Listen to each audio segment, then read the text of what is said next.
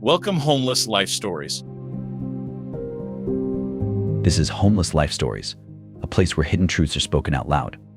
Did you know that by 2025, New York will become one of the states with the highest homelessness rates in America? The city spends billions of dollars each year to respond, yet the number of people without a home keeps climbing. Behind the glowing skyscrapers and the dream of opportunity lies a reality that stops anyone in their tracks. More than 350,000 New Yorkers live without stable housing, a figure that echoes the bleak days of the Great Depression.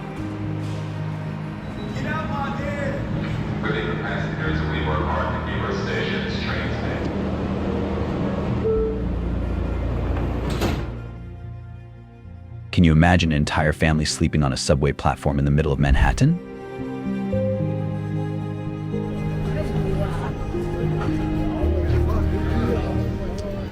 From the tunnels beneath the city to the busy streets above, Homeless Life Stories will take you to meet resilient people and determined communities facing this crisis head-on.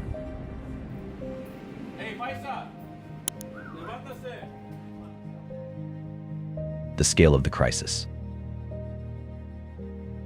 Homelessness in New York isn't just a number, it's a human tragedy unfolding in real time. 71% of shelter residents are families, including more than 46,000 children who go to sleep each night searching for stability.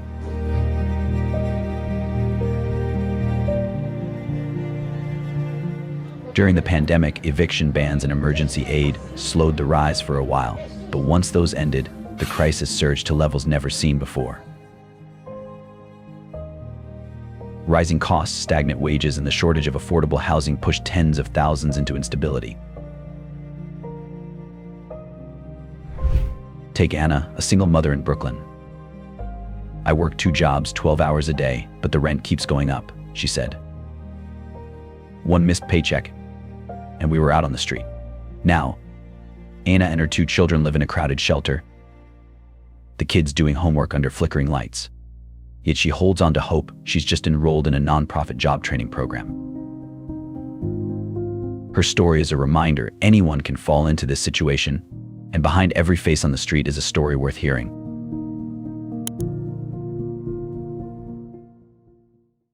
Manhattan, the epicenter of contrast.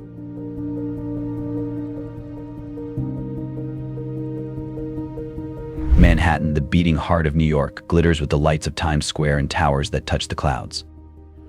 Yet here, more than 4,000 people live without shelter. Subway stations, where millions pass each day, double as refuge for those with nowhere else to go.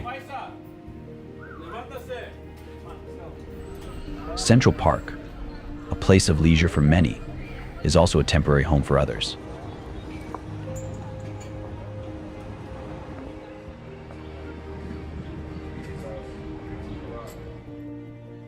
Beneath the city, in abandoned tunnels, live the so-called mole people. Estimates range from 5,000 to 25,000.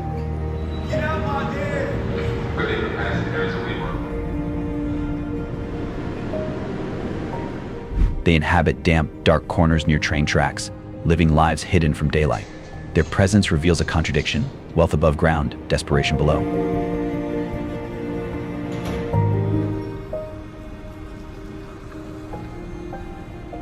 Rico, who has lived for years in a tunnel near Hudson, explained, "We have our own rules, our own way of living, but we know we'll never really be seen as part of this city." City sweeps clear the camps, but weeks later the shelters reappear. Manhattan forces us to ask, how can a symbol of success allow so many to be left behind?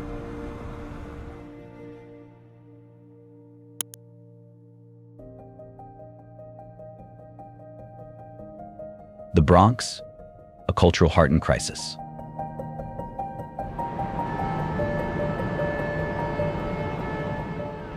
The Bronx, birthplace of hip-hop, home to colorful graffiti and vibrant music, carries a harsh truth. It has the highest poverty rate in New York, with more than 1,400 people unhoused.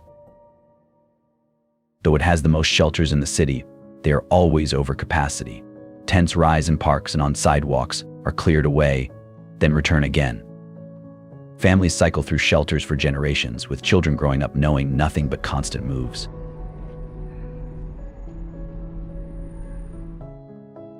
Leah, 14, has lived with her mother in a shelter for years. "The thing I want most is a quiet room to study," she said softly, with a strength beyond her age. That wish, so simple for many, feels out of reach for her. Still, the Bronx shows sparks of resilience. Community groups distribute food, clothing, and job training. Yet the question remains, how can a place so rich in culture and creativity allow children like Leah to grow up in such scarcity?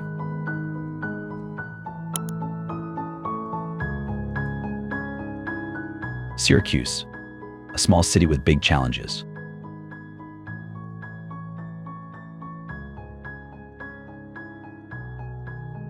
Far from the bustle of New York City lies Syracuse, a mid-sized town of 147,000 people.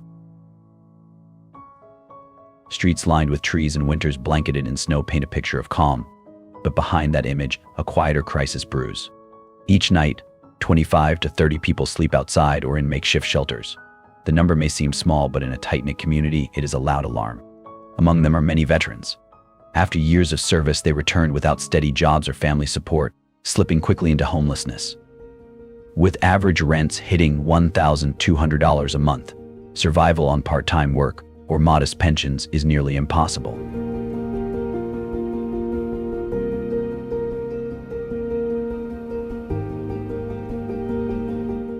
Daniel, a veteran in his 40s, shared his journey. "I thought I'd start a new life after leaving the service, but savings ran out, and I ended up on the street for 2 years." Jobs in different places, so we moved around. My parents didn't have much of a relationship with each other or with me, so my father was somebody that it was not really possible. I felt invisible, like I didn't belong anywhere. Through Syracuse's Housing First program, Daniel finally got a small apartment and began training as an electrician. Today, he also volunteers at a community center, guiding others. With a roof over your head, everything else slowly becomes possible. Syracuse proves homelessness isn't only an urban issue. It exists in smaller cities too, where close communities often lack resources. It forces us to ask, why do those who gave so much find themselves with so little?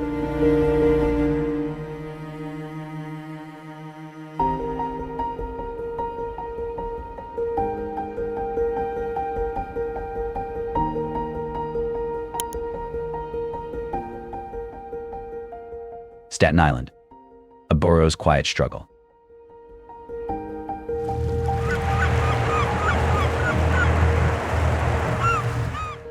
Staten Island, often overshadowed by Manhattan and Brooklyn, is home to 500,000 people and a quiet struggle with homelessness.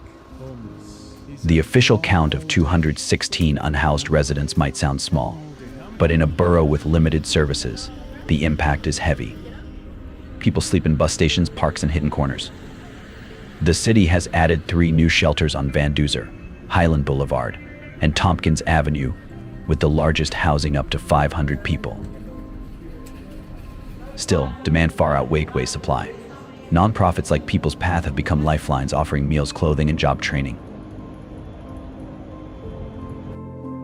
Anna, a young woman displaced after family conflict, once slept in a park, fearful every night. "I didn't know who to trust," she recalled. Volunteers from People's Path connected her to a shelter and a nursing program. Today, she's back in school, working toward her nurse certification, her smile proof that a new chapter has begun. Staten Island reminds us homelessness doesn't skip over quiet places. It can touch any community. Real solutions will only come when government, organizations, and neighbors join hands. Albany, a capital of contradictions.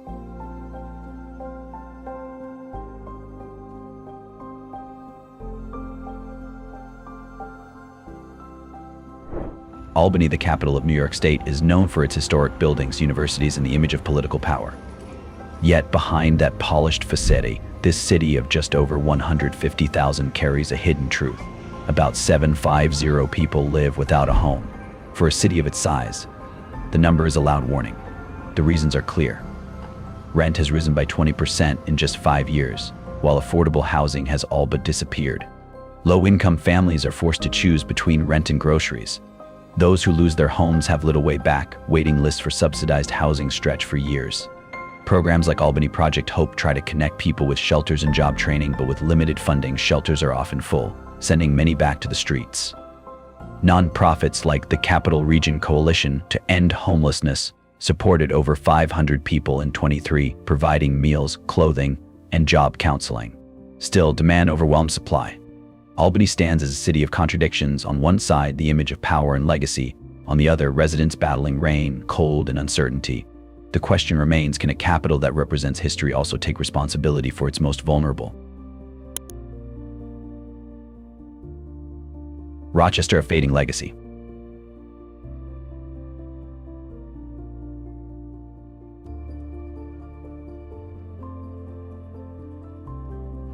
Rochester was once the pride of upstate New York, a hub of industry and education.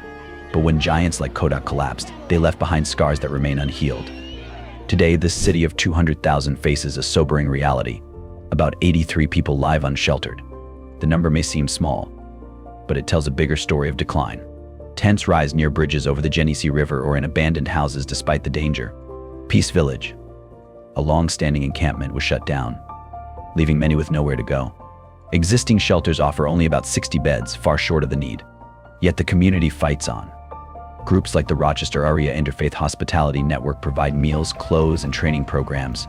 In the freezing winters, volunteers hand out blankets and hot food so people can survive the night. Workforce development programs bring small victories. Last year, 25 people graduated, 80% found steady work. It's modest, but proof that practical efforts can break the cycle. Rochester holds a proud legacy, but it's overshadowed by stories of people living in shadows and under bridges. The challenge is whether the city can revive its spirit of innovation, not just for industry, but for the people who need it most.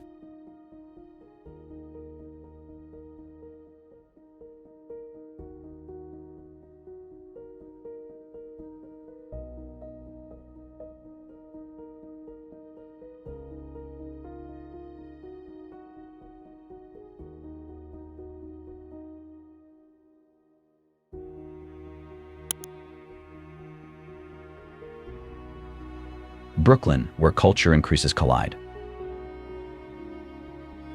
Brooklyn is often seen as New York's cultural heartbeat. The Brooklyn Bridge stretching over the East River, Prospect Park's green expanse, streets alive with music, coffee shops, and murals. But behind that vibrant picture lies a harsher truth: 1,157 people without stable housing, as of 2024. The main driver is gentrification. Rents have skyrocketed, with a one-bedroom apartment now averaging $2,500. Lifelong residents of neighborhoods like Bensonhurst and Sunset Park are forced out, or worse, onto the streets. Tensions grow. In Bensonhurst, residents pushed back against a proposed new shelter, worried about neighborhood character. In Sunset Park, small business owners express frustration as tents line sidewalks outside their shops. The deeper question is this: can economic growth exist alongside compassion? Even so, Brooklyn shines with resilience. Claire's story proves it. Once sleeping beneath the Brooklyn Bridge, she was pushed out by unemployment and rising rents. With the help of a nonprofit job training program, she now works at a community center, giving back to others in her position. Brooklyn stands at a crossroads: allow development to sweep away the vulnerable, or find a balance where culture thrives and every person has a roof. Homeless Life Stories shares these accounts not just to stir empathy but to spark action, because a community is only as strong as the care it shows its people.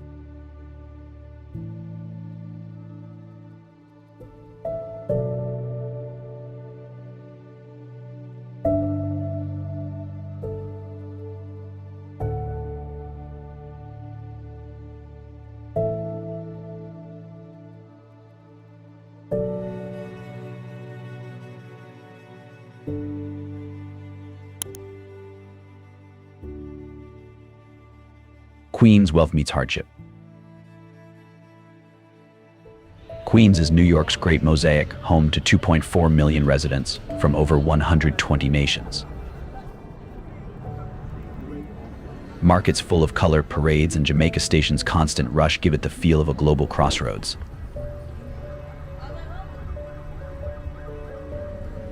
Yet beneath that vibrancy, the numbers tell another story: 1,219 residents without stable housing in 2024. What makes it sting is that many had steady jobs. Minimum wage work hasn't kept pace with soaring rents. Reports show 60% of low-income tenants spend more than half their wages on rent. One unexpected bill, a medical cost, a job loss, and families slide into crisis. In Ridgewood, the conversion of a hotel into a shelter sparked fierce debate. Some feared the impact on their neighborhood. Meanwhile, at Jamaica Station, hundreds sleep on benches and in hallways, unsettling commuters. Yet compassion persists. Temporary housing and rent vouchers have restored stability for some. Take Diego, an immigrant from South America who once worked in a local restaurant. When the pandemic shut it down, his family lost their small apartment in Jackson Heights. With help from Queens Community House, he received a rental voucher and now works in a new kitchen. "All I want is for my daughter to grow up with her own room," he said, his voice full of quiet hope. These stories show that change is possible, though current efforts are too small to meet the need. Queens is both opportunity and struggle in one. Its future depends on whether development includes everyone, not just those who can afford it.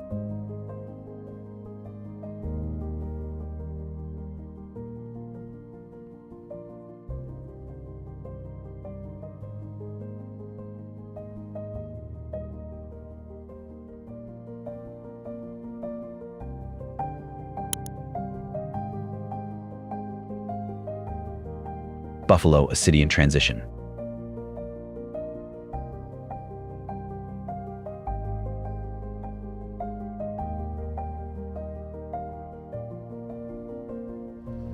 Buffalo, New York's second largest city, once thrived on steel and auto industries. Today, it still bears the scars of economic decline. Despite its proximity to Niagara Falls, which draws millions of tourists, Buffalo wrestles with its own silent crisis. 1,400 residents without stable housing in 2024. Winters here are brutal. Winds off Lake Erie drive temperatures below freezing. Shelters run at 60 to 70% capacity most of the year, but overflow in winter, forcing many into abandoned buildings or tents in Delaware Park and under highway bridges. Michael, 52, once a mechanic, lost his job when the factory closed. Within months, he couldn't pay rent and was evicted. "I never thought I'd be in a food line," he said, clutching a cup of hot coffee from a volunteer. Shelters gave him a bed through the winter, but what weighed heavier than the cold was the feeling of being left behind. There are efforts. Buffalo City Mission feeds thousands, and new Housing First projects aim to build 200 affordable units in 2025. But progress is slow, budgets tight, and need immense. Still, Buffalo's community spirit endures. Volunteers handing out blankets, soup, and simple kindness remind people they are not invisible. Buffalo is a city in transition with the chance to rewrite its story if government, business, and residents act together. Homeless life stories will keep listening, so voices like Michael's are never forgotten.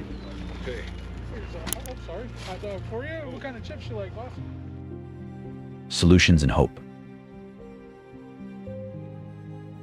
Looking at New York's homelessness crisis can feel overwhelming, but within the struggle, small lights of hope are burning. From community groups to policy experiments, solutions are emerging. The Housing First model, providing stable housing before tackling health or employment, has already shown results in Syracuse. Veterans once sleeping on sidewalks now live in apartments, taking jobs and joining community life again.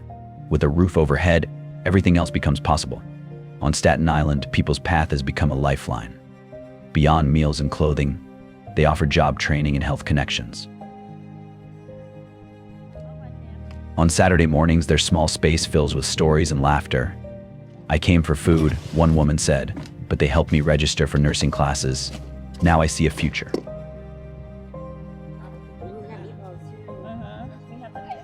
Technology is helping too.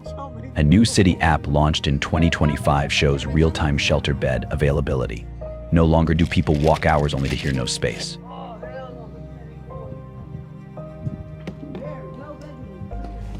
With a few taps, they find a safe place to rest. Social workers also use GPS mapping to deliver aid more efficiently. But the heart of the issue remains affordable housing. Tens of thousands more units are needed.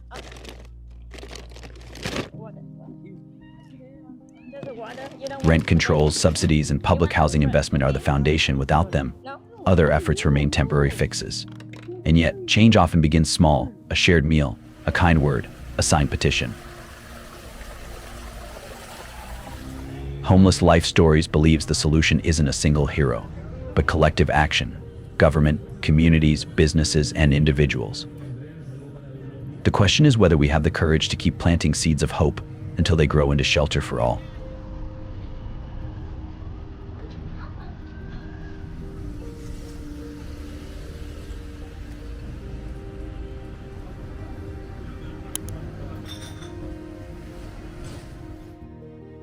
A call to action. Homelessness in New York is no longer someone else's problem. It tests our conscience and our shared responsibility. More than 350,000 people, including nearly 46,000 children, live without a stable home. These aren't just statistics, they're unfinished stories, interrupted dreams.